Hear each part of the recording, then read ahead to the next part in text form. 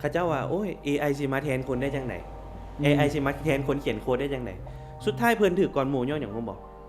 ข้อมูลพวกเพิ่นน่ะอยู่ในอินเทอร์เน็ตหลายกว่าหมู่มันเลิ่นของเจ้าไปหมดแล้วดีบ่ดีคนเฮาเนี่ยอาจจะเป็นในอนาคตอาจจะมีเมียเป็นหุ่นยนต์ซ้ำเพราะว่าหยัง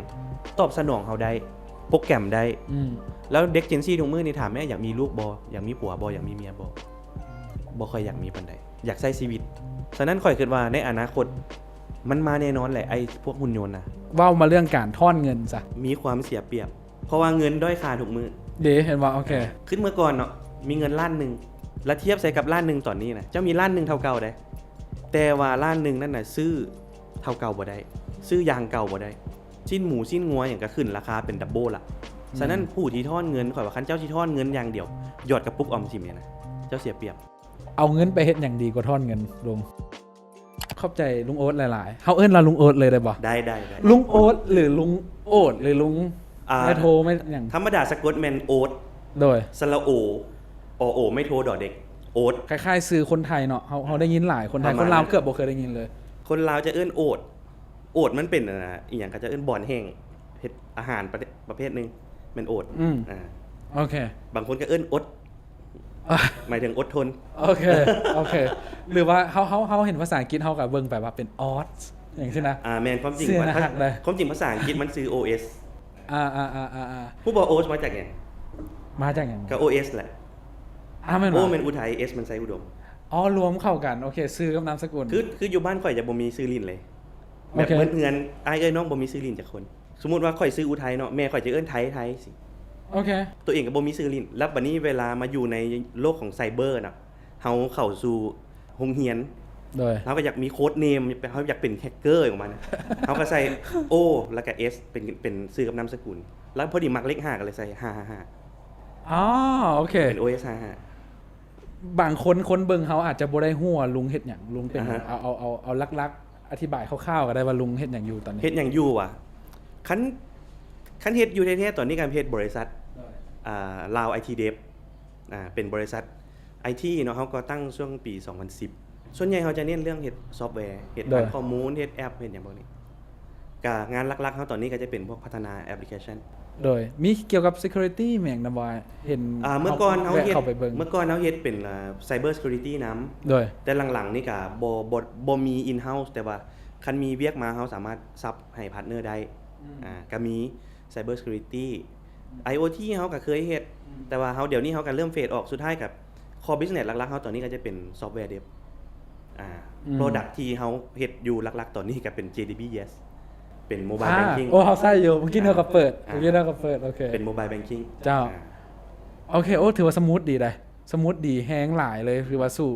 สู้แอปอื่นได้มีอย่างอีกบ่ที่ลุงเฮ็ดอยู่แล้วอยากแนะนำความจริงหั่นคือว่าแหละเฮาเป็นซอฟต์แวร์เฮาส์มาตั้งแต่เริ่มเนาะแล้วจนมาฮอดตอนนี้มันยุคสมัยมันเปลี่ยนตลาดมันเปลี่ยนพฤติกรรมมันเปลี่ยนแล้วก็คิดว่าเฮาอยากมี product เป็นของตัวเองสิ่งที่เฮากำลังเฮ็ดอยู่ตั้งแต่ต้นปีมาฮอดตอนนี้หรือว่าตั้งแต่กลางปี2025แม่นเฮาพยายามสร้าง product in-house product ซึ่งความจริงหั่นในไอเดียเฮาแม่นเฮาสร้างเฮาดีไซน์ product ไว้หลายแต่ว่า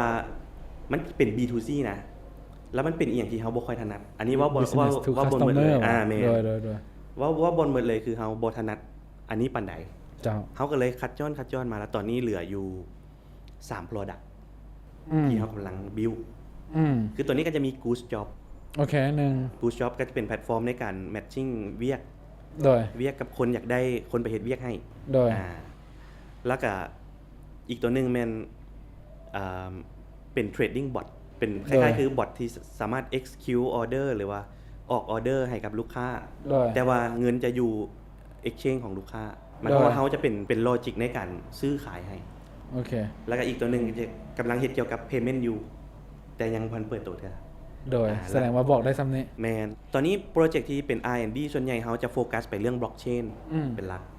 เฮากำลังเฮ็ดโนดเฮ็ดเชนเพราะว่าตอนนี้เฮาขึ้นเชนชื่อว่าลาบเชนโอเคน่าสนใจมักวิธีตั้งความจริงมันแม่น lab chain lab แล้วก็ chain.la โอเคแต่ว่าเนื่องจากว่าพอดีลาบมันได้ครับเป็น อีหยังเขาจะเอิ้นห้องรับจากยูเนสโกเนาะยูเนสโกบ่แม่นบ่เฮาก็เลยบอกมันน่าจะเป็นลาบเชนล่ะ อ่า เช่นของคนลาวอย่างประมาณนี้โอเคที่รบกวนขอเวลาลุงโอ๊ตมาคือเฮาหนึ่งมาก่อนบอกไว้ก่อนเลยว่าเฮาอยากฮู้หลายอย่างเกี่ยวกับสิ่งที่ลุงโอ๊ตฮู้แหละสิ่งที่ลุงโอ๊ตแล้วเฮาเห็นทักกันไปทักกันมาดอกบ่เคยมานั่งซื่อจริงจังจักเทื่อแล้วอันนี้เฮาบอกกันเลยว่าเป็นหนึ่งในความฝันเฮาคือกันว่าเฮาได้นั่งลงกับลุงหั่นน่ะแบบว่าเวลาได้นั่งลงกับคนมีความรู้ที่ว่าเฮาบ่ฮู้แหละเฮาดีใจซื่อๆอันนึงอันที่1เป็นอันนั้นโดยขอบใจที่มาเฮาฮู้ว่าเวลาลุงสำคัญหลายนำครอบครัวนำธุรกิจหลายอย่างแล้วอันที่2มาเฮาค่อนข้างจะมั่นใจไปนำว่าเฮาติดตามหลายๆอย่างกับสิ่งที่ลุงโอ๊ตเบิ่งนำสมมุติว่าเฮาเชื่อว่าลุงโอ๊ตเบิ่งวิดแคทแม่นเบิ่งมาแต่ดุนแล้วนะเบิ่งตั้งแต่ตอนเขาจะมีแต่เว็บไซต์แล้วต้องได้เข้าไปเบิ่งเว็บไซต์กับเจ้าหั่นนะเป็นกดฟังในเว็บเฮาก็เบิ่งอันนั้นมาแล้วเฮาก็และอาจารย์ตั้มหยังก็อย่าหลายอาจารย์เฮาสนใจคล้ายๆกันว่าซั่นนะเฮาเชื่อมันนั้นโดยแต่ว่าเฮาคลิปอันนี้ไว้ข้างหลังเฮาซื่อด้วยเป็นการเป็นอาร์ติสต์แต่ว่าคันสิมานั่นกับบ่คือปานใดก็เลยว่านี่แหละต้องล้มให้ฮู้ให้ได้ต้องล้มให้ฮู้เพิ่มให้ได้แล้วส่วนหลายความรู้แบบนี้มันคนลาวเฮาน่ะต้องยอมรับว่าได้เบิ่งแต่อยู่ใน YouTube นั่นแหละแม่นคนไทยกับคนต่างประเทศเฮาเห็นอยู่ว่าลุงก็ได้ไปออกเวทีนั่นหลายอย่างได้ออกอีเวนต์อย่างหลายแต่ว่าเฮาดีใจได้มาอยู่เบื้องนี้นำอันส่วนหลายก็เห็นแต่แบบนักเรียนอย่างสินะเด็กเนิร์ดได้สำหรับเฮาเห็นในวิดีโอขออนุญาตเด็กเนิร์ดบ่เป็นหยังค่อยกับเด็กเนิร์ดคนนึงคือกัน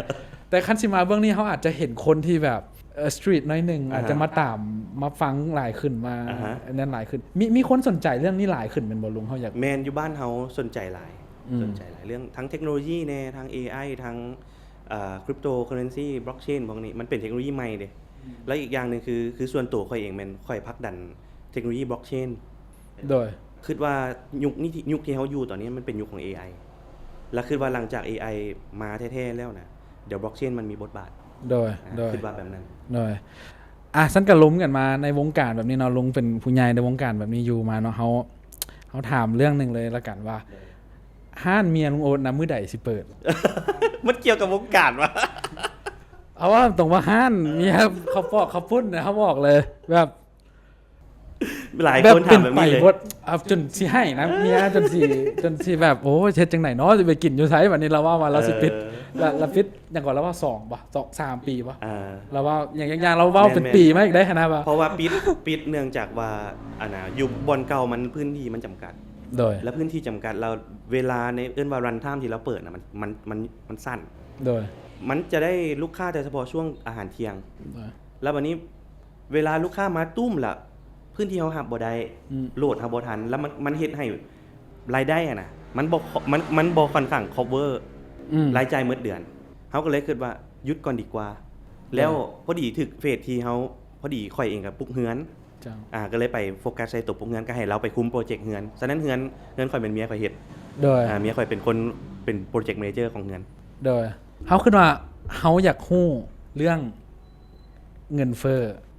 เคยได้ยินคำว่าท้องอืดท้องเฟ้อบ่ย้อนกินหลายไปนี่แม่นกินหลายโพดแล้วมันไปเฟ้ออยู่ในท้องฉะนั้นคำว่าเฟ้อคือมันหลายกว่าสิ่งที่เฮาต้องการอันนี้คือคำว่าเฟ้อฉะนั้นคำว่าเงินเฟ้อก็คือการที่มีเงินไหลเข้าสู่ระบบหลายกว่าปกติหรือหลายกว่าต้องการลองนึกภาพว่าปกติคือเฮาใช้จ่ายเฮาซื้อขายเฮาเงินเดือนเฮานี่นะเบิ่งเทียบง่ายๆสมมุติว่าเงินเดือนเฮาออกเดือนละล้านบัดนี้ระบบกลไกเศรษฐกิจมันจะดีไซน์ว่าเฮ็ดจังได๋เดือนนึงเจ้าสิใช้หมด1ล้านสังเกตบ่จะต้องจ่ายค่าน้ำค่าไฟจ่ายค่านั่นค่านี้คันถ้าผู้ใดที่เงินเดือนหลายแล้วใช้บ่หมดจะเกิดความเฟ้อใช้เงินฟุ่มเฟือยจ่ายนั่นจ่ายนี่เห็นบ่เขาจะอินเฟลชั่นนะเดี๋ยวสรุปให้ฟังสั้นๆอย่างซี่คือความเฟ้อของเงินคือการที่มีเงินไหลเข้าสู่ระบบหลายๆแล้วเงินน่ะกระจายออกไปแล้วมันเฮ็ดให้เฮาน่ะบ่รู้สึกตัวว่าเฮ้ยมันกูมีเงินหลายวะเห็นบ่จากปกติเงินเดือนละล้านกีบ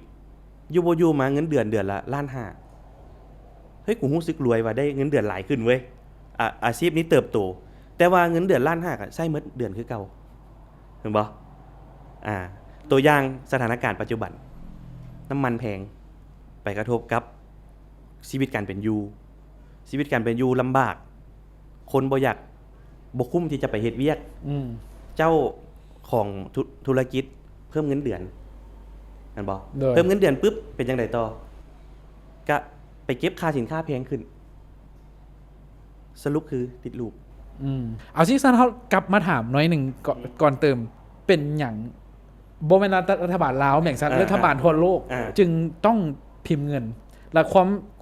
วามจำเป็นต้องพิมพ์เงินนี่จำเป็นบ่ลงโดยความจำเป็นต้องพิมพ์เงินจำเป็นบ่มันจำเป็นคำว่าเงินเฟ้อมันต้องมีคำว่าเงินฝืดนำได้เคยได้ยินคำว่าเงินฝืดบ่ได้ยินโดยส่วนตัวเขาเคยได้ยินเศรษฐกิจฝืดเคืองก็เป็นอันตรายต่อระบบเศรษฐกิจคือกันเพราะว่าหยังคันถ้ามันฝืดปุ๊บทุกคนจะย่านตัวเองบ่มีเงินอยู่ในมือฉะนั้นก็เลยบ่พากันไปจ่ายเงินเมื่อบ่ไปจ่ายเงินเกิดหยังขึ้นสมมุติว่าข่อยผลิตไข่แล้วข่อยบ่ได้ขายกันจริงมันก็เป็นโดมิโนเอฟเฟคไปแบบนั้นคือกันฉะนั้นรัฐบาลก็ต้องกระตุ้นเศรษฐกิจตัวอย่างคือของไทยคนละครึ่งเห็นบ่อันนั้นคือการกระตุ้นเศรษฐกิจอย่างนึงเพราะว่าข่อยรู้สึกว่าโอ้ปีนี้กูบ่มีเงินไปเที่ยวแล้วบ่มีเงินไปเลาะหั่นเลาะนี่รัฐบาลก็เลยบอกว่าโอเคสั้นให้คนละ 1,000 บาทไปจ่ายใส่ก็ได้เจ้าจ่ายครึ่งนึงเจ้าจ่าย 1,000 ข่อยจ่าย 1,000 ฉะนั้น 1,000 ครึ่งนั้นน่ะเป็นของรัฐบาลเด้จ่ายซึ่งอาจจะเป็นงบประมาณหรืออาจจะพิมพ์มาหรืออาจจะหยังก็แล้วแต่เพื่อกระตุ้นเศรษฐกิจเห็นบ่บัดนี้เจ้านั่งอยู่ซื่อผู้นี้ขายเครื่องบ่มีคนมาบ่แต่อยู่บ่อยู่รัฐบาลบอกว่าไปซื้อเครื่องแม่ละข่อยจ่ายซอยครึ่งนึงแล้วก็ได้หมุนเวียนเศรษฐกิจมันก็เติบโตฉะนั้นมันต้องเบิ่งหลายๆมิติหลายกว่าแต่ว่าการพิมพ์เงินการออกมาตรการนั้นมาตรการนี้ก็เพื่อประคองเศรษฐกิจโดยเข้าใจว่ามาเรื่องการทอนเงินซะคันทอนมาในกรณีนี้คนทอนเงินเก็บเงินออกเงินก็เสียเปรียบแหละบอกคันเจ้าทอนเป็นเงินมีความเสียเปรียบเพราะว่าเงินด้อยค่าทุกมื้อเด้เห็นว่าโอเคคือว่าแหละคันเจ้ามีเงินล้านกีบในมื้อนี้แล้วเจ้าถือแต่เงินล้านกีบไว้หรือเจ้าเอาล้านกีบไปฝากธนาคารไว้มันจะบ่เติบโตหมายความว่ามันจะเป็นเงินคือเก่าขึ้นเมื่อก่อนเนาะมีเงินล้านนึงก่อนโควิดซะแล้วเทียบใส่กับล้านนึงตอนนี้นะเจ้ามีล้านนึงเท่าเก่าได้แต่ว่าล้านนึงนั่นน่ะซื้อเท่าเก่าบ่ได้ซื้อยางเก่าบ่ได้ชิ้นหมูชิ้นงัวหยังก็ขึ้นราคาเป็นดับเบิลล่ะฉะนั้นผู้ที่ทอนเงินข่อยว่าคันเจ้าที่ทอนเงินอย่างเดียวหยอดกระปุกออมสินเนี่ยนะเจ้าเสียเปรียบฉะนั้นเอาเงินไปเฮ็ดอย่างดีกว่าทอนเงินลุงแนะนำเป็นจังได๋เขาตัดเข้าคำถามเลยซะว่าก็เอาเงินไปลงทุนดีก่อนเนาะอาจจะเป็นแบบนั้นเอาเงินไปลงทุนดีกว่าหรือเอาไปเก็บในรูปแบบอื่นแม่นเก็บในทรัพย์สินที่บ่ด้อยค่าลงว่าจังซี่ซะฉะนั้นลุงแนะนำเป็นตัวใดแดคันวัยรุ่นอยากเก็บเงินตอนนี้ส่วนตัวข่อยก็ยังบ่ได้มีความรู้ด้านนี้ลึกพอสมควรแต่ว่า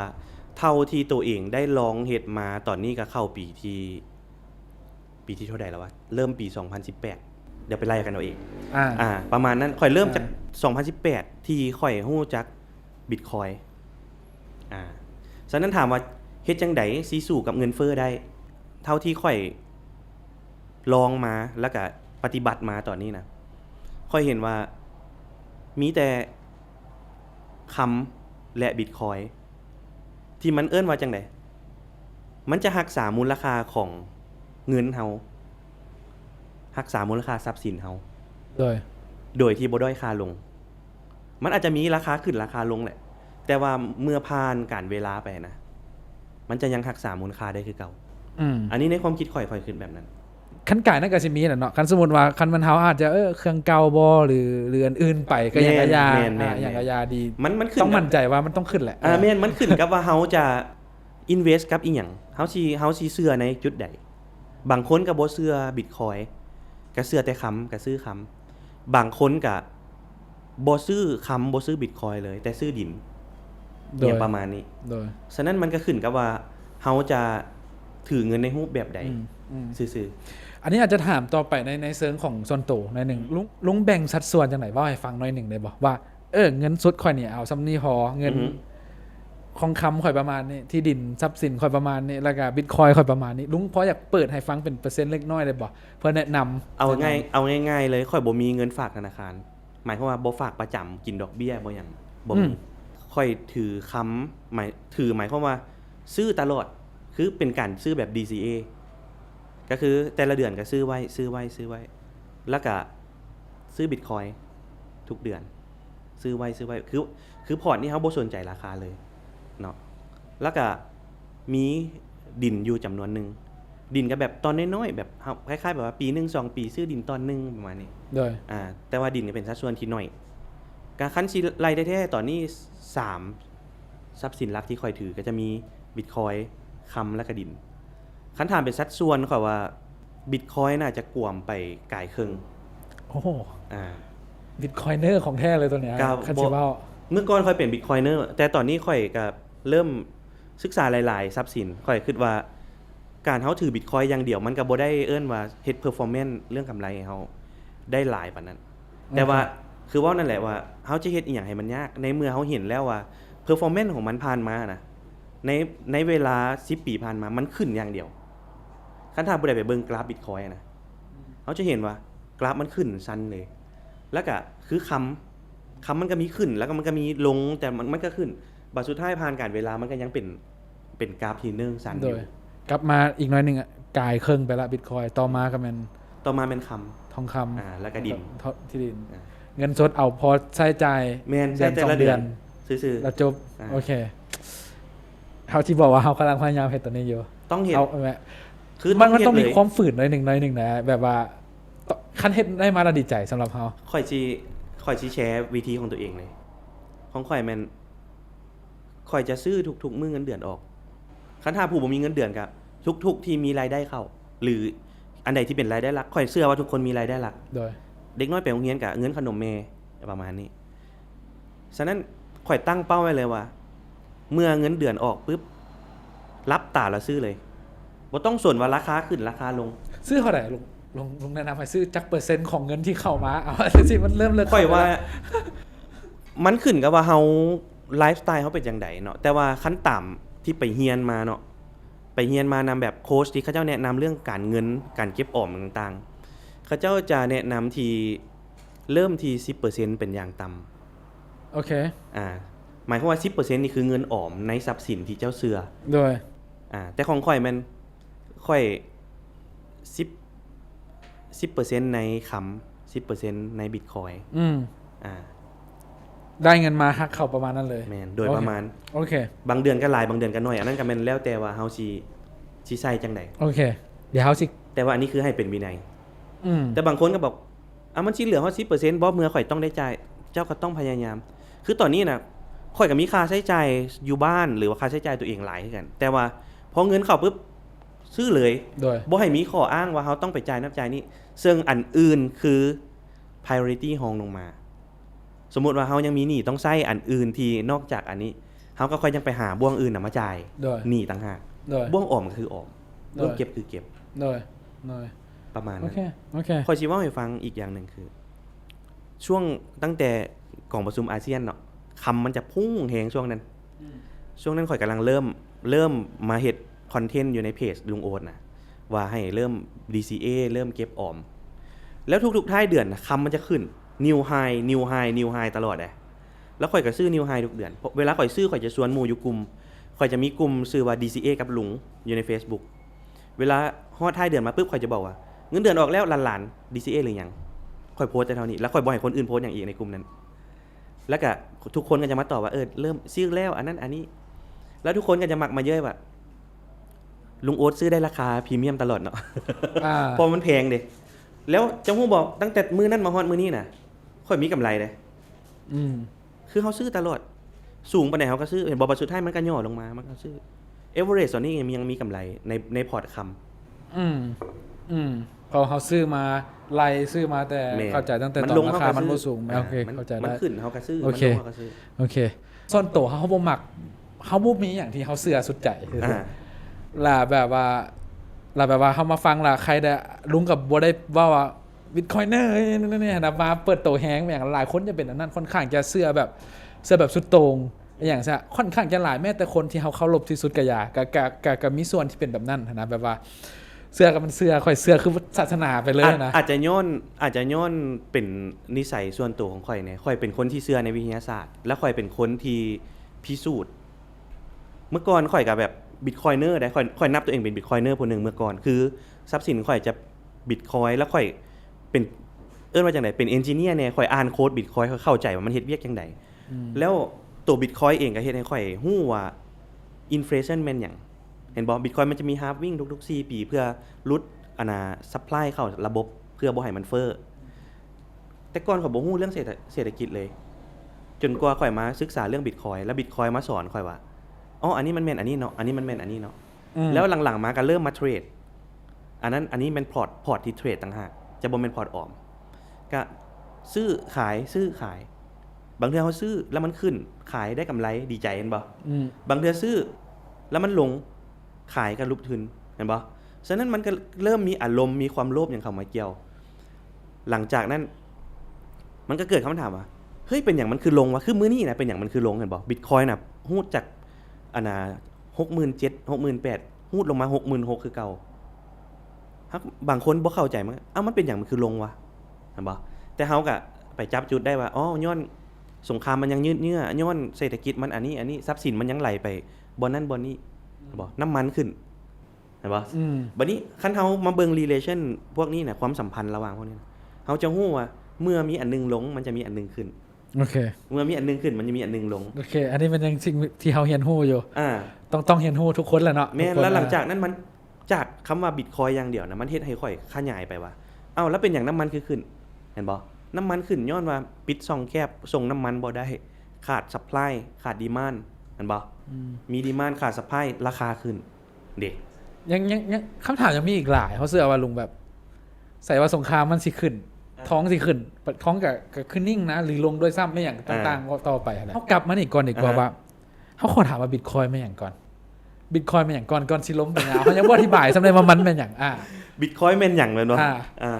เอาแบบสโคปที่ตอบได้ตอนนี้ที่ว่าเฮาอธิบายกันได้คันสิเว้าแท้ๆบนยาวหลายคันสิเว้าแท้ๆคำว่า Bitcoin แม่นบิตมันแม่นภาษาคอมพิวเตอร์แม่นบิตแม่นไบต์แม่นหัวหน่วยของคอมพิวเตอร์คอยแม่นเหรียญแต่ว่ามันในชีวิตจริงมันบ่ได้มีเหรียญมาให้เฮาจับผู้ที่เขาเจ้าสร้าง Bitcoin ขึ้นมาเขาเจ้าเอิ้น Bitcoin ว่าแม่น peer to peer cash for internet ก็คือเป็นเงินสดสำหรับโลกอินเทอร์เน็ตในเมื่อก่อนเฮาบ่มีอีหยังที่เชื่อกันได้ตัวอย่างว่าข่อยจะไปซื้อเครื่องออนไลน์นำเจ้าเฮาบ่เห็นหน้ากันแล้วข่อยสิโอนข่อยก็ต้องบอกธนาคารโอนให้นึกบ่สมมุติว่าข่อยสิโอนเงินข่อยต้องบอกธนาคารแล้วก็โอนบอกโดยการใช้แอปนั่นแหละอีหยังนั่นแหละแต่ว่าธนาคารเป็นผู้ถือบาลานซ์ของเฮาแต่ว่า Bitcoin นี่มันจะเฮ็ดให้ทุกคนเชื่อกันได้เพราะว่าทุกคนถือบาลานซ์ถือบัญชีผู้นี้มีบิตเท่านี้ Bitcoin ผู้นี้มีเท่านี้ Bitcoin ผู้นี้โอนให้ผู้นี้คือทุกคนเห็นของกันหมดเนาะฉะนั้นคำตอบคันที่เป็นสโคปลงมาก็แม่น Bitcoin น่ะที่แท้มันเป็นคือเงินในโลกอินเทอร์เน็ตเงินสดในโลกอินเทอร์เน็ตแต่ว่ามันเฮ็ดเวียกอยู่ถึงเทคโนโลยีบล็อกเชนแล้วก็การเข้ารหัสคอมพิวเตอร์เข้าเลยลุงโอนบล็อกเชนมาอย่างต่อมันจะเป็นบล็อกก็คือกล้องแล้วก็เชนคือโซ่บัดนี้มันจะมีคำว่าบล็อกเชนคันสิเว้าคำว่าบล็อกเชนแท้ๆน่ะมันคือดัตต้าเบสคือฐานข้อมูลอย่างหนึ่งลองนึกภาพว่าอาจารย์เก็บข้อมูลคะแนนนักเรียนไว้ไฟล์ Excel โอเคนักเรียนอยู่ในห้อง30คนอาจารย์เขียนคะแนนไว้ผู้นี้ได้5ผู้นี้ได้10ผู้นี้ได้ A ผู้นี้ได้ B เนาะเขียนไว้ปุ๊บเซฟไฟล์ไว้มื้อนึงมามีคนบอกว่าอาจารย์ต้องขอ A แน่อาจารย์ก็เปลี่ยนหรือมีผู้นี้บอกผู้นี้ตกอาจารย์ต้องขอให้ผ่านแน่อาจารย์เปลี่ยนอันนี้คือฐานข้อมูลปัจจุบันที่บ่แม่นบล็อกเชนเนาะที่บ่แม่นบล็อกเชนโอเคเข้าใจแต่ว่าบล็อกเชนคือฐานข้อมูลนี่แหละเป็นไฟล์เก็บข้อมูล Excel หรือเป็นเจี้ยจดซื่อๆนี่แหละแต่แทนที่อาจารย์สิเก็บผู้เดียวอาจารย์จะบอกว่าทุกคนนางก่อได้เท่านี้นางขอได้เท่านี้ประกาศเลยแล้วทุกคนก็จดในห้อง30กว่าคนน่ะจดนำกันแล้วมื้อนึงมาประกาศคะแนนขึ้นบอร์ดทุกคนสามารถเทียบได้ว่ามันถูกบ่กับอาจารย์ประกาศมื้อนั้นคันอยู่บ่อยู่มาหมอนี่มันตกแล้วมันได้ A ทุกคนที่ถืออยู่นำกันน่ะสามารถสไตรค์ประท้วงได้ว่ามันคือบ่แม่น กลไกการเฮ็ดเรียกบล็อกเชนมันเฮ็ดแบบนั้นก็คือมันจะเอาข้อมูลสมมุติว่าในบล็อกนึงอันนี้มันความว่าในกล่องนึงมันจะมีให้ผู้ค่อยโอนให้เจ้า1 Bitcoin ผู้นั้นโอนให้ผู้นี้2 Bitcoin แล้วมันจะเอา transaction พวกนี้น่ะมารวมกันแล้วมันจะแฮชแฮชคือกันเอาข้อมูลน่ะมาเข้ารหัสเป็นตัวเลขมางๆๆๆซึ่งการแฮชน่ะมันจะเฮ็ดให้ได้ค่าเก่าเสมอได้ค่าเดียวเสมอถ้าเจ้าเปลี่ยนสมมุติว่าจากเปลี่ยนโอน1เป็นโอน2ค่าแฮชมันจะเปลี่ยนหลังจากมันได้ค่าแฮชปุ๊บมันเอาค่าแฮชของกล่องนี่น่ะไปต่อใส่กล่องที่2แล้วเอาข้อมูลของการโอนที่เกิดขึ้นจากกล่องที่2มันรวมกันแล้วก็เฮ็ดแฮชอีกเป็นแฮชของกล่องที่2เมื่อกล่องที่3บัดนี้เพราะมันจะปิดบล็อกตลอดเด้โอเค Bitcoin มันจะปิดบล็อกทุกๆ10นาทีฉะนั้นเวลามันเริ่มเปิดบล็อกมันก็จะเปิดมีการโอนมันก็ยัดเข้าในบล็อกมันปิดบล็อกปุ๊บมันจะเอาบล็อกนั้นมาแฮชแล้วเอาแฮชของบล็อกนี้ไปต่อใส่บล็อกนั้นต่อไปเรื่อยๆแล้วลองนึกภาพว่าตอนนี้ Bitcoin อยู่บล็อกที่ประมาณ 900,000 กว่าโอเคแล้วเจ้าอยากไปแก้คืนว่าค่อยเคยโอนให้ผู้นั้น5 Bitcoin นะค่อยอยากแก้คืนเจ้าไปแก้บล็อกนั้นน่ะแฮชมันจะเปลี่ยนยาวเป็นเชนมาเลยโอเคยังบ่เว้าถึงกลไกการซุ่มการขุดการอย่างต่างๆอันนี้มันง่ายๆแม่นเขาเชื่อว่าล้มกันได้ชั่วโมงนึงเพียงเรื่องเดียวมื้อนึงหมายถึงว่าแม่นเขากำลังคิดว่าเฮ็ดจังได๋เนาะเฮาสิต่อเรื่องนี้ดีบ่หรือว่าฮู้ซำนี้ก่อนแล้วค่อยอาจจะซำนี้ก่อนก็คือเข้าใจง่ายๆว่า Bitcoin มันคือเงินดิจิทัลที่คนสร้างขึ้นมาด้วยความที่ว่าทุกคนสามารถเชื่อถือกันได้ย้อนว่ามันลงบันทึกอยู่ในบัญชีสาธารณะบล็อกเชนแล้วบ่มีคนที่สามารถเปลี่ยนแปลงได้ซะณตอนนี้ชัดเจนโดยต่อไปเลยดีกว่าโหมดแล้วเป็นอย่างมันเหรียญอื่นก็มีเด้แล้วเป็นอย่าง Bitcoin ค่อยดีที่สุดคันที่ตอบง่ายๆคือ no second best บ่มีอันที่ดีที่สุดอัน2อันbase คืออันเดียวแต่ว่าคันที่ตอบในมุมมองของลุงคิดว่า Bitcoin มันถูกสร้างด้วย good slowby คันในภาษาพระพุทธเจ้าเนาะก็คือมันจะมีเอิ้นว่าทิกแท็กในการตัวยั่วในการล่อลวงคนให้เข้ามาสู่ระบบตัวอย่างง่ายๆคันถามมื้อนี้ค่อยสร้างเหรียญขึ้นมาชื่อว่าลุงโอ๊ตคอยเห็นบ่เอาซอสโค้ดของ Bitcoin แหละมาลั่นปุ้มขึ้นมาเลยแล้วมี21ล้านลุงโอ๊ตคอยคือกันเจ้าสิซื้อบ่เหรียญค่อยก็แน่นอนคันเปรียบเทียบเฮากับเฮาสิเบิ่ง Bitcoin หลายก่อนบางคนก็สิบอกว่าเอ้าลุงโอ๊ตแม่นไผล่ะแล้วเป็นหยังต้องซื้อเหรียญของเราแล้วเราสิเฮ็ดหยังเพื่อให้เหรียญมันมีมูลค่าอันนั้นคือการเปิดตัวแบบมีเจ้าของคนเฮาจะมีนิสัยแบบว่าโอ้ยมีเจ้าของแล้วเจ้าของมันสิเฮ็ดดีบ่วะมันจะมีภาพลักษณ์ต่อมูลราคาบ่เห็นบ่มันก็เลยมีคนที่ชื่อว่าซาโตชินากาโมโตะสร้าง Bitcoin ขึ้นมาโดยแล้วก็หายตัวไปแล้วกระเป๋านั้นก็บ่มีการเคลื่อนไหวอีหยังเฮาบ่ฮู้ว่าซาโตชินากาโมโตะเป็นคนหรือเป็นองค์กรหรือเป็นอีหยังแล้วแต่บ่ฮู้แต่ว่าเรามีการวางแผนมาดีคือเฮาจะบ่บอกว่า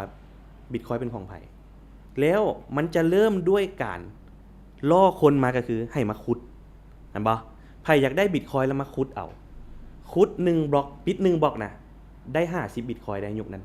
ในยุคทำอิฐตอนเริ่มใหม่ๆโอเคโดยปิด1บล็อก10นาทีน่ะแบบจะเปิดคอม CPU ธรรมดานี่10นาที50 Bitcoin 50 Bitcoin ตอนนั้นมันปีได้2009บ่ลุงโอ๊ต2009 2010โอเคแม่นมันเริ่มลั่นช่วง2010ต้นปีโดยถามต่อเลยคันเฮ็ดคือเป๊ะเด้ๆล่ะเท่านี่ชื่อเท่าลีก็ได้เหรียญลีแล้วเฮ็ดแล้วก็หายไปเลยเฮ็ดคือกันเบิดเลยเป็นมีเหตุผลหยังบ่ที่เขาเจ้าบ่อยากไปใช้เหรียญลีมันอาจจะแต่เฮ็ดคือกันเลยได้เฮาหนีเฮามันอาจจะเป็นคล้ายๆแบบมันอาจจะเป็นคล้ายๆคือกับลิ้นตลกมุกเก่าแล้วมันบ่หานะประมาณนั้นแต่ว่ากับบนนี้เพราะว่าสุดท้ายแล้วมันก็มีกลไกอยู่เบื้องหลังที่จะเฮ็ดให้คนมาซื้อเนาะเพราะว่าคันสิเว้าแท้ๆในเบื้องของวงการเหรียญคริปโตน่ะมันก็มีดาร์กไซด์พอสมควรเพราะว่าบางเทื่อเขาเจ้าสร้างขึ้นมาเพื่อปั่นก็มีเด้แล้วบัดนี้คันสมมุติข่อยเนาะอยู่บ่อยู่มื้อนึงมามีเหรียญลีเกิดขึ้นมาข่อยว่าเอาในเมื่อข่อยมี Bitcoin ข่อยจำเป็นหยังต้องไปซื้อแล้วข่อยจำเป็นหยังต้องไปเชื่อเจ้ามันบ่อันนั้นเป็นอันที่1แต่ในมุมมองบางคนก็บอกว่าเฮ้ยซื้อแม้บางเทื่อมันมูลได้ซื้อ1ดอลบางเทื่อมันไป100ดอลเด้เห็นบ่ก็ยังมีโอกาสเป็นไปได้มันก็จะมีคนซื้อมีคนบ่ซื้อนั่นแหละ แต่ว่ามันสิไปเติบโตไปได้คือ Bitcoin บ่อันนั้นก็ต้องไปวัดกันอีกแบบนึงคันมันเข้าใจเบื้องเฮามันก็ว่าเรื่องแบรนด์แล้วคันสิว่า branding คือแบบ marketing แม่นคันสมมุติว่ามีจอร์แดนคู่นึงจอร์แดนมาแต่ก็คู่นึงก็เฮ็ดคือกันเบิดเลยนะแต่ข่อยก็ซื้อจอร์แดนอยู่ดีอีหยังนะก็อาจจะเป็นลักษณะนั้นไปนั่นบ่โอเคซั่นก็เป็นเรื่องแบรนด์เรื่องเรื่องแนวคิดเรื่องหยังไปนะโอเคคนที่บ่ได้เชื่อใน Bitcoin นะเขาเจ้าเอาอีหยังมาต่อต้านเฮาหั่นเฮาได้ยินแต่เฮาก็บ่เข้าใจหลายปานใดเนาะแต่เฮาอยากได้ยินจากบางลุงหั่นแหละว่าคันลุงเองที่จะเอาหยังมาต้านมันเองนะแม่นหยังที่ว่าจะเอามาเว้าว่ามันสิไปบ่ได้ย้อนอันนี้แหละอย่างเช่นนะหรือเอากรณีคนอื่นเว้าก่อนก็ได้ว่าท่านอาจารย์นั่นอาจารย์นี่บอกว่ามันเป็นสูตรมันสิเป็นสูตรหรือแม่กะยาหรือมันบ่ถึงขนาดนั้นกะยาแต่มันบ่ถึงขนาดนั้นนะเป็นอย่างคือมาโอเวอร์ไฮฟ์มันแท้อย่างเช่นนะกรณีใดที่คนเอามาเว้าเพื่อโจมตี Bitcoin โจมตีว่าซั่นซะส่วนใหญ่เขาเจ้าบ่เข้าใจเขาเจ้าบ่เข้าใจว่ามันเฮ็ดเวียกจังได๋แล้วเขาเจ้าก็เบิ่งในมุมมองของเขาเจ้าเพราะว่าส่วนตัวค่อยคิดว่าค่อยนับถือการตัดสินใจและความเชื่อของคนอื่นได้ขออนุญาตถามตัดก่อนได้บ่คันเว้าคันแม่แต่คนที่เข้าใจแล้วเด้คันเข้าใจแล้วเขาเจ้าสิบ่ question ว่ะเขาเจ้าสิบ่ตั้งคำถามบ่เขาหมายว่าคันเข้าใจเบื้องหลังแล้ว no question เลยว่ะก็ต้องมี verify ก็ต้องมีคำถามแต่ว่าในเมื่อที่เฮามีคำถามแล้วมันตอบคำถามเฮาได้แล้วเฮายังบ่มีคำถามใหม่เทื่อก็เฮาก็ยังเชื่ออยู่โอเคแม่นบ่คือตะกี้ข่อยเชื่อว่าเอ้าแล้วมันสิมีมูลค่าได้จังได๋การย้อนว่ามันจะมีเหตุการณ์นี้เกิดขึ้นย้อนว่าทุกคนเชื่อว่ามันเป็นแบบนี้แต่มันก็มีไทม์ไลน์ของมันแล้วมันก็เกิดขึ้นเป็นอย่างให้เห็นเห็นบ่อันนี้ในมุมมองของคนเชื่อแต่คำถามคือคนบ่เชื่อเขาเจ้ามักว่าจังได๋ส่วนใหญ่คนบ่เชื่อจะเป็นคนที่บ่ได้ศึกษาบ่ฮู้แล้วจะจักเบิ่งว่ามันเป็นสแกมมันจับต้องบ่ได้คือคนที่รุ่นเอื้อยค่อยขึ้นไปซะบอกซื้อ Bitcoin กับซื้อค้ำเราจะซื้อค้ำพอเราจับได้แล้วย่างไปห้านมันได้อย่างประมาณนี้เนาะอันนั้นก็เป็นมุมมองนึงว่าเขาเจ้ายังเบิ่งบ่เห็นว่ามันเป็นรูปลักษณะใดอันนั้นเป็นอันที่1แล้วก็อีกส่วนใหญ่ก็จะแม่นบอกว่ามันเป็นบอนที่เอาไว้ฟอกเงินเป็นบอนที่เอาไว้ปั้นราคาอย่างประมาณนี้อันนั้นเป็นสิ่งที่เขาเจ้าโจมตีแต่ว่าถามว่าแม่นบ่บางส่วนมันก็แม่นบางส่วนมันก็บ่แม่นมันแล้วแต่ว่าเฮาจะเชื่อหรือบ่เชื่ออันนี้ในมุมมองข่อยคือว่าแบบนั้นแล้วปัจจุบันแบบอยู่ลาวน่ะเอาอยู่ลาวก่อนซะแบบเฮาใช้ Bitcoin กันซำใดเอาเคลื่อนไหวแท้ๆมีคนใช้จังได๋มีคนรับจังได๋บ่แลกเปลี่ยน Bitcoin นี่มันบ่แม่นใช้ในฐานะที่ว่ามันคล้ายๆว่าเป็นเงินเลยหั่นน่ะคิดว่าอยู่บ้านเฮาน่าจะยังบ่ได้ใช้เพราะว่าอิงใส่กฎหมายบ้านเฮายังบ่ให้ใช้ Bitcoin แทนเงินแต่ว่าส่วนใหญ่มันจะเป็นการเก็บออมหลายกว่าซื้อแล้วก็เก็บหรือเทรดซื้อแล้วขายประมาณนี้โอเคแต่แสดงว่ายังบ่มีคนที่ว่าขายกาแฟอยู่แล้วหา Bitcoin หา Bitcoin เปิดอันนี้มีอยู่เห็น 2-3 ห้านอยู่แสดงว่ามีต่อลงคนมีอยู่เขาเจ้ารับเป็น Satoshi Wallet เด้เขาเจ้าก็สแกนครับก็มีแต่ว่าก็นั่นแหละมันก็บ่ได้แบบว่าเอา Bitcoin ไปซื้อไปอีหยังแบบ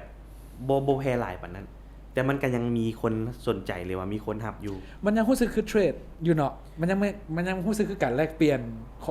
ของมีค่ากันและเข้าใจกันส่วนตัวอยู่นะคิดว่าแบบนั้นความรู้สึกคนนอกดอกความรู้สึกคนนอกดอกคนอื่นเขาเจ้าก็สิว่าเอาแต้มไปแลกกันจังซี่นะหรือว่าคือสมัยตะกี้ว่าเอาเข้าไปแลกแม่นนั่นนี่นะความรู้สึกนั้นหลายก่อนโอเคมันยังอยู่ในวงแคบแล้วอีกอย่างนึงคือเฮาเฮ็ดกว้างหลายบ่ได้ก็ย้อนว่ามันยังบ่มีการคุ้มครองแบบเป็นกิจลักษณะเทื่อประมาณโดยแต่ว่าต่างประเทศมีบ่ลงแบบมีคืออยู่บ่เบิ่งบอนไก่นะอยู่คืออยู่ไทยนี่จังหวัดขอนแก่นเขาเจ้ามีหมู่บ้าน Bitcoin มันเป็นหมู่บ้านอันนึงที่คิดแคมเปญเป็นหมู่บ้าน Bitcoin ประมาณว่านักท่องเที่ยวมาสามารถใช้ Bitcoin ซื้ออีหยังกันได้โอเคประมาณโอเคมันจะมีเว็บไซต์นึงชื่อ BTC Map คันอยากเบิ่งมันจะเป็นเว็บที่รวมว่ามีห้านใดแน่ที่หา Bitcoin โอเคหลายอีก5ปี10ปีลุงเห็นบ่ในลาวว่าแต่ในลาวเลยอีก5ปีก่อนนะลุงเห็นบ่คนว่ามีความเป็นไปได้มีความเป็นไปได้เพราะว่าอิงใส่รัฐบาลบ้านเฮาตอนนี้ก็มีการเปิดให้แซนด์บ็อกซ์ในเรื่องของการเงินฉะนั้นมันก็อาจจะมีแบบการทดลองเช่นว่า เอา Bitcoin มาแล้วจ่ายลาว QI บ่ มันก็จะมีแบบนั้นแต่วันนี้บางเทื่อข่อยเฮ็ดเองก็มีเด้บ่แต่ห้านข้าวปุ้นเฮานี่สิรับว่าคันเปิดมานี่แม่นคันเปิดข่อยสิรับได้ Yes sir จะสิว่านั่นนี่บกมาของกินอีกแล้วแล้วบ่ได้แม่นแต่ Bitcoin แล้วเนาะบัดนี้เว้าเหรียญอื่นๆนำเนาะอย่างก็เฮามีตลาดซื้อขายกันแล้วบ่อยู่ลาวเฮาลุงอยู่บ้านเฮาความจริงกันตลาดซื้อขายคนลาวโชคดีอย่างนึงคือเข้าถึงตลาด global ได้นำหมายถึงตลาดโลกได้เลยแต่ว่าคันอิงใส่บ้านเฮาแท้ๆก็จะมี exchange ที่มีไลเซนส์ของรัฐบาลเลยก็จะมีของ Bitkick ก็จะเป็นผู้ที่ซื้อขายเหรียญก็หลายและคริปโตกับหลายร้อยเหรียญนอกจาก Bitcoin ก็จะมีอื่นๆ Ethereum อย่างต่างๆที่เฮาคิดออกเดี๋ยวถามแต่ลุงว่าบางทีเป็นของรัฐบาลว่าลุงว่าเมื่อกี้นี่รัฐบาลให้ไลเซนส์รัฐบาลให้ไลเซนส์คือว่ารัฐบาลรับรู้สมมุติว่าเจ้าฝากเงินเข้าไปแล้วล่ะเจ้าถูกโกงเงินเจ้าหายหรือว่ามีปัญหาต่างๆเจ้าสามารถฟ้องหรือว่าเจ้าสามารถดำเนินคดีได้แล้วรัฐบาลรับรู้แต่คันถ้าสมมุติว่าเจ้าไปซื้ออยู่นอกอยู่บนอื่นน่ะรัฐบาลจะบ่ฮู้ว่าเจ้าซื้อหยังเพราะว่าเขาจะบ่ได้คุ้มครองตัวนั้นโดยเขาอยากถามก็คือว่าแบบว่ามันมีข่าวมาหลายเนาะลุงว่าว่านึงว่ารับโทรศัพท์มีเมสเสจเข้ามานั่นนู่นนี่หรือว่าไปซ่าอย่างเช่นน่ะแล้วถึกดูดเงินออกไปแบบนี้นะแบบกรณีคนเว้ากันแล้วก็เป็นกระแสกันในสังคมน่ะมันเป็นไปได้แท้บ่ลุงแบบแล้วลุงอยากอธิบายในส่วนนี้จังได๋บ่ว่าเป็นหยังมันค่อยเกิดขึ้นอย่างจังได๋สำหรับค่อยถามว่าโทรมาแล้วสามารถแฮ็กได้เลยบ่ยึดเครื่องได้เลยบ่หรือว่าส่งข้อความมาแล้วสามารถยึดเครื่องได้เลยบ่มีความเป็นไปได้เด้มีความเป็นไปได้เฮ็ดได้และมันก็เคยมีคนเฮ็ดแล้วซึ่งการเฮ็ดแบบนั้นได้น่ะมันต้องแบบเจ้าต้องฮู้ช่องโหว่คือเคสศึกษาก่อนหน้านี้น่ะ iPhone เจ้าปะไว้ละล่าบ่ต้องจับหยังบ่ต้องรับสายหยังเลยค่อยฮู้แต่เบอร์เจ้าแล้วค่อยส่งข้อความเข้าเบอร์เจ้านะแล้วค่อยเทคโอเวอร์เครื่องเจ้าได้นั่นแหละความหมายมาทดสอบมาแล้วมันมีคนทดสอบมาแล้วเคยทดลองหมายถึงเคสนี้มันเคยถูกแฮกกันมาแล้วโดยและมันเคยเอามาเขียนเป็นบทรีพอร์ตนะว่ามันโจมตีจังใดมันแฮกเข้าช่องโหว่ใดมันไปทางใดโดยคือหลักการมันประมาณว่ามันส่งสคริปต์ตัวนึงเข้าไปในเมสเสจแล้วตัวเมสเสจมันจะมีกลไกตัวนึงเพื่อไปเอิ้นเอาเว็บนั่นมาเป็นตัมเนลตัวอย่างคือเฮาส่งลิงก์ให้กันผ่าน WhatsApp เห็นบ่ส่งปึ๊บมันจะไปดึงเอาหน้าเว็บมาโชว์ให้เบิ่งว่าเว็บนี้มันเว็บหยังเห็นบ่เบื้องหลังมันคือมันการเปิดเบราว์เซอร์อย่างนึงแหละฉะนั้นแฮกเกอร์อาจจะแบบเขียนสคริปต์ไว้เว็บนั้นแล้วส่งลิงก์น่ะไปให้เจ้าแล้วบังเอิญมันฮู้ว่าช่องโหว่ในการเปิดเว็บนั้นน่ะมันสามารถ execute บางอย่างได้มันก็ส่งไปปึ๊บมันก็เป็นโหลดสคริปต์มาแล้วมัน execute ตัวเองอยู่ในหั่นเลยแล้วมันก็ยึดเครื่องเจ้าแต่ช่องโหว่พวกนี้น่ะขายกันได้บ่แม่นถึกๆขายได้หลายกว่า10ล้านดอลลาร์แล้วเจ้านึกภาพว่าถึกแฮกเงิน5ตื้อ3ตื้อน่ะขอว่าเขาบ่เอาช่องโหว่แบบนี้มาเฮ็ดดอกแต่ถามว่ามีบ่ค่อยเชื่อว่ามีเฮ็ดได้แต่ว่าถ้าสิมาเกิดกับเงินซำนี้บ่คุ้มบาวลีคนนึง มีเงิน 750,000 ในบัญชีนี่อาจจะบ่ดอกอาจจะคือเคสที่ข่อยเว้าตัวกรณีของการถึกแฮก iPhone น่ะคือเป็นบุคคลสำคัญในระดับรัฐบาลเขาอยากติดตามเขาอยากสืบแล้วมันก็มีผลต่ออีหยังต่างๆที่มันคุ้มช่องโหว่น่ะมันจะมีแฮกเกอร์ซอกทุกมื้อเขาคือระบบที่เฮาใช้ทุกมื้อน่ะมีช่องโหว่มีแฮกเกอร์พยายามโจมตีแล้วเวลาเขาแฮกได้น่ะมันมีแบบนึงมันรีพอร์ตให้เจ้าของอีกแบบนึงมันเอาไปขายดาร์กเว็บขายให้บริษัทที่แบบเฮ็ดอาวุธไซเบอร์นี่นะโอเคซั่นก็เอี้ยวมาหน่อยนึงก็แสดงว่าเป็นไปได้แต่ว่าเป็นไปได้แต่บ่คุ้มที่จะมาเฮ็ดกับคนที่แบบทั่วไปแบบเวลาเจ้าใช้ปึ๊บมันจะเกิดคล้ายๆคือแบบว่ามันเผยจุดเจ้าน่ะคล้ายๆคือสไนเปอร์ยิงปึ๊บมันจะเผยจุดที่เจ้าอยู่น่ะประมาณนั้นเจ้าแสดงว่าเหตุการณ์ที่เกิดขึ้นอาจจะเป็นกรณีอื่นหมายถึงว่ากับคนลาวคนบ้านเฮาค่อยตีไปเลยว่าเจ้าถึกตัวเจ้าถึกตัวเจ้าถึกอันนั้นอันนี้แล้วก็เว้าไปมาโลมาเลซื่อๆอาจจะลงไปคลิกนั่นนี่ส่วนใหญ่แม่น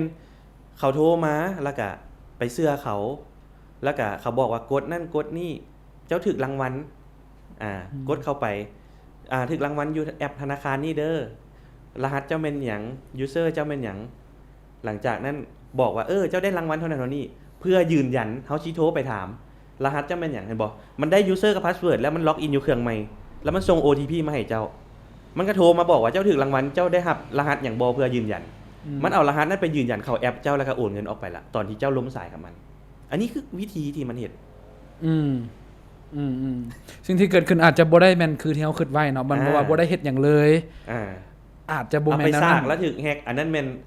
เจ้าอาจจะไปโหลดแอปอีหยังมาลงมาเลมาไว้ก่อนหน้านั้นแล้วเวลาเจ้าสากปลาไว้ปุ๊บแล้วมันเข้ารีโมทเข้ามามันจะมีแอปที่สามารถรีโมทโทรศัพท์ได้โดยอันนั้นอีกเคสนึงจะแจ้งไปเนาะโดยแล้วมีอีกเคส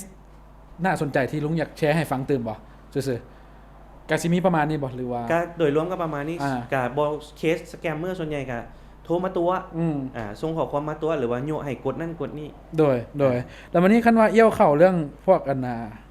ความปลอดภัยทางด้าน IT มีอย่างเครื่องอุปกรณ์เฮาใช้อย่างหลายๆอย่างเนาะลุงมีวิธีแนะนำการใช้ชีวิตจังได๋บ่ในที่ว่ามีแต่เรื่องเข้ามาตัวมาอย่างนี้นะเกี่ยวกับการถูกสแกมมันบ่โดยรวมแม่นเกี่ยวกับการถูกสแกมโดยรวมสำคัญสุดแม่นมีสติแล้วก็บ่โลภโดยส่วนใหญ่คนจะไปพลาดเรื่องโลภเอาง่ายๆสแกมเมอร์หลักๆมันจะมีว่ามันจะตัวเจ้าเนาะมันจะเฮ็ดให้เจ้าย่านมันจะเฮ็ดให้เจ้าโลภมันจะเฮ็ดให้เจ้าหลง3อย่างนี่เป็นหลักย่านคือหยังมีเครื่องเจ้าข้างอยู่สางเครื่องเจ้าเป็นสารเสพติดข่อยเป็นตำรวจเห็นบ่เจ้าต้องโอนเงินมาให้ข่อยบ่ซั่นข่อยสิส่งคนไปจับย่าน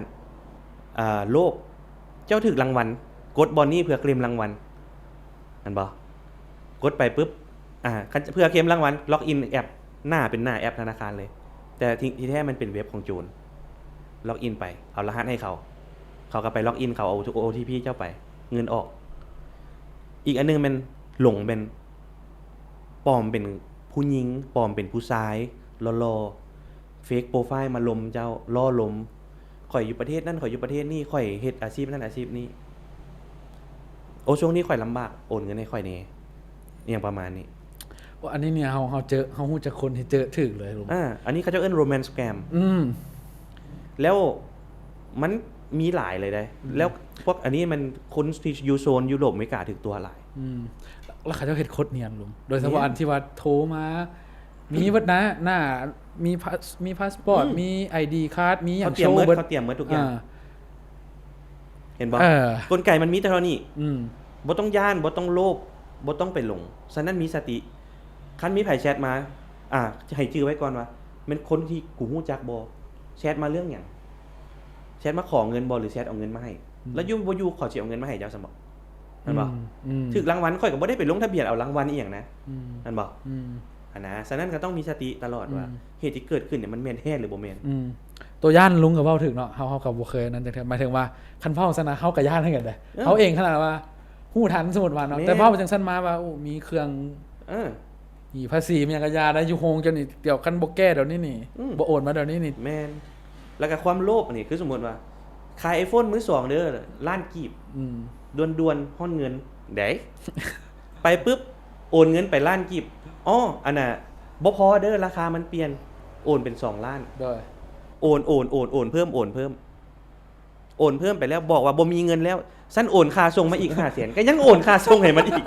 คนทุกที่ถึกตัวน่ะเห็นบ่ความโลภมันบังตานะเอาเสือแล้วก็อีกอย่างนึงคนที่ถึกตัวแป๊บเตือนทางไหนก็บ่ฟังไว้ลุงเ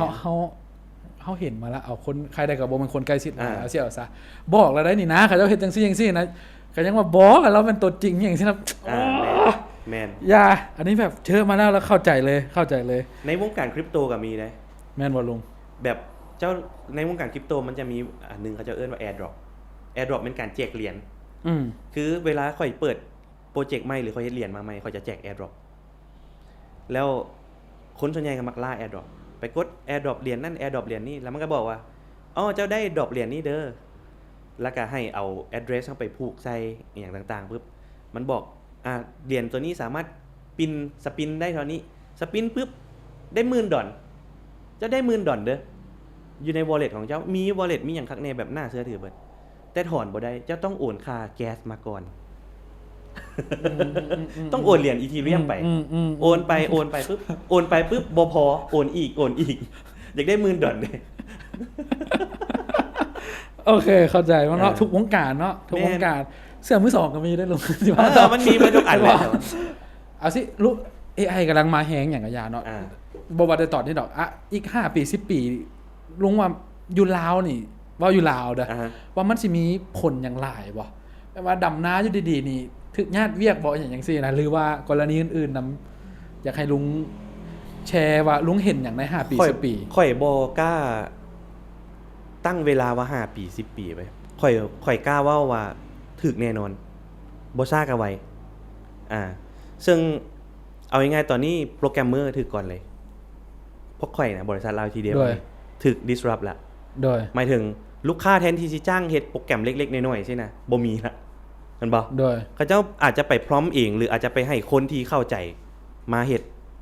ซึ่งทุกมื้อนี้ก็ยังมีเวียกเฮ็ดอยู่บ่แม่นว่าบ่มีแต่ว่าในอนาคตข่อยว่าแนวโน้มมันไปทางนั้นก็คือจากปัจจุบันนี่นะเจ้าจะไปถาม AI ว่าข่อยมีไฟล์ Excel อยู่แบบนี้และเจ้าดีไซน์ให้แน่ว่าข่อยอยากเฮ็ดโปรแกรมที่รับข้อมูลเข้ามาเก็บไว้แบบใด input แนวใดแต่ในอนาคตมันสิบ่เป็นแบบนั้นในอนาคตมันสิบอกว่าข่อยมีไฟล์ Excel อยู่แบบนี้อยากได้แบบนี้ให้แน่มันสิบอกว่าอ๋อบ่ต้องเฮ็ดหยังเลยเจ้าโยนไฟล์ Excel มาเลยเดี๋ยวข่อย structure database ให้ล่ะคันเจ้าอยากได้หยังแล้วเจ้าส่งอันนี้ให้เอเจนต์นั้นแล้วข่อยสิเก็บ data ให้เจ้าเองมันสิกลายเป็นแบบนั้นเลยหรือว่าเจ้าบอกว่าข่อยสิตั้งบริษัทขนาดซ้ำนี้ข่อยอยากได้หน้าที่1 2 3 4จังซี่มันจะสร้างเอเจนต์มาให้เจ้าแล้วหลังจากนั้นเจ้าบอกว่าเอเจนต์นี่เฮ็ดเวียกบ่ดีปานใดอยากได้แบบนั้นแบบนี้มันก็ปั๊บให้เจ้าเลยลองนึกภาพว่าเจ้าอยากเฮ็ดโรงงานนึงแล้วเจ้าอยากได้ระบบบริหารโรงงานมีการจัดซื้อแบบนี้มีเข้าแบบนี้ออกแบบนี้เจ้าอธิบายมันตุ้มออกมาให้บ่ในอนาคตมันสิกลายเป็นแบบนั้นอันนี้ในเรื่องของซอฟต์แวร์ซื่อในเรื่องของชีวิตจริงเดี๋ยวนี้หุ่นยนต์โรบอติกแบบไซบอร์กโคตรเฟี้ยวแม่นบ่ดีบ่ดีคนเฮาเนี่ยอาจจะเป็นในอนาคตอาจจะมีเมียเป็นหุ่นยนต์ซ้ำเพราะว่าหยังตอบสนองเฮาได้โปรแกรมได้แล้วผิวพรรณอีหยังต่างๆก็บ่ได้ขี้ลายแม่นบ่แล้วเด็กเจนซีทุกมื้อนี่ถามแม่อยากมีลูกบ่อยากมีผัวบ่อยากมีเมียบ่ค่อยอยากมีปานใดอยากใช้ชีวิตเห็นบ่ฉะนั้นข่อยคิดว่าในอนาคตมันมาแน่นอนแหละไอ้พวกหุ่นยนต์น่ะเห็นบ่ไอ้ Tesla ก็เฮ็ดแล้วจีนก็เฮ็ดแล้วหลายอย่างคันสิว่าเรื่องเขียนสคริปต์เขียน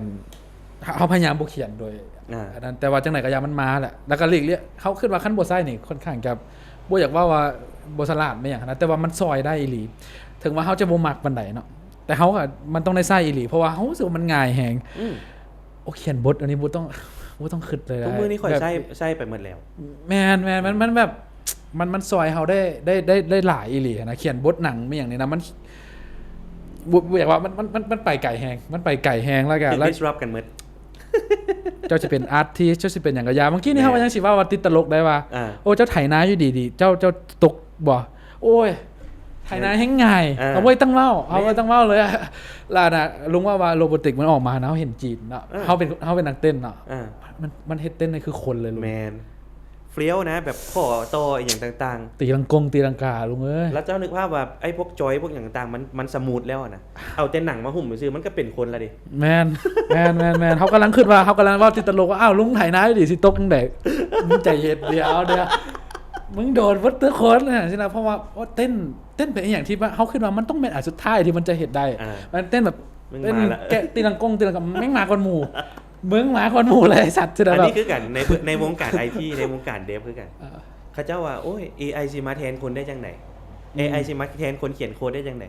สุดท้ายเพิ่นถือก่อนหมู่ย้อนหยังผมบอกข้อมูลพวกเพิ่นน่ะอยู่ในอินเทอร์เน็ตหลายกว่าหมู่มันเลิ่นของเจ้าไปหมดแล้ว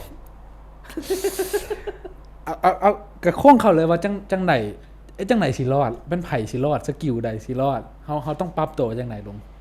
คันสิรอดแท้ๆข่อยคือว่าน่าจะหาอีหยังที่ใช้ AI หาเงินให้เฮาได้ตัวอย่างว่าข่อยยังคิดบ่ออก หรืออีกแบบนึงแม่น เฮานี่นะไปบริการอหยังให้ AI ได้ แล้วได้เงิน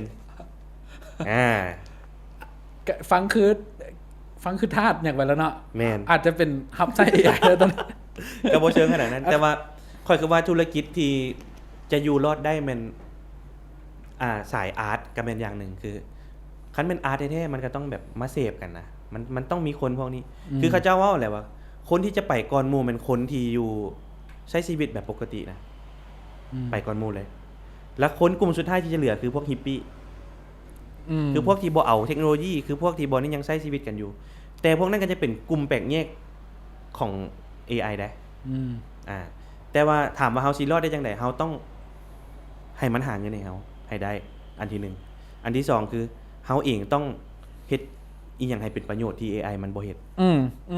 ส่วนตัวข่อยทุกมื้อนี้ข่อยกำลังฝึกเล่านิทานโอเคจังได๋ลุงก็แบบนี้แหละสมมุติว่า AI มันมาทุกคนบ่มีหยังเฮ็ดแล้วทุกคนใช้ AI หมดละเจ้าอยากล้มน้ำข่อยบ่ล่ะอยากฟังวิสัยทัศน์ข่อยบ่หรือว่าอยากฟังนิทานเรื่องใดซึ่งเป็นคนแท้ๆข่อยสิไปเล่าให้เจ้าฟังนัดอยู่ห้านคาเฟ่บ่หรือเจ้าสิมาหาข่อยบ่จ่ายเป็นชั่วโมงประมาณนั้นซึ่งว่า AI อาจจะเป็นคนแท้ๆบ่ได้อาจจะความรู้สึกมันฮอดมื้อนั้นข่อยว่ามันอาจจะสมูทอาจจะเป็นคนแท้ๆได้คือทุกมื้อนี่น่ะเห็นบ่มันมีคนที่ข่อยฮู้จักผู้นึงที่เราใช้ AI เขียนปึ้มวิธีการเฮ็ดอันใดอันนึงสมมุติว่าสอนเขียนโปรแกรมเราใช้ AI เขียนเบิดเลยได้เป็นปึ้มหลังจากนั้นเราเอาปึ้มที่เราเขียนนะไปให้ AI generate เป็นวิดีโอสอน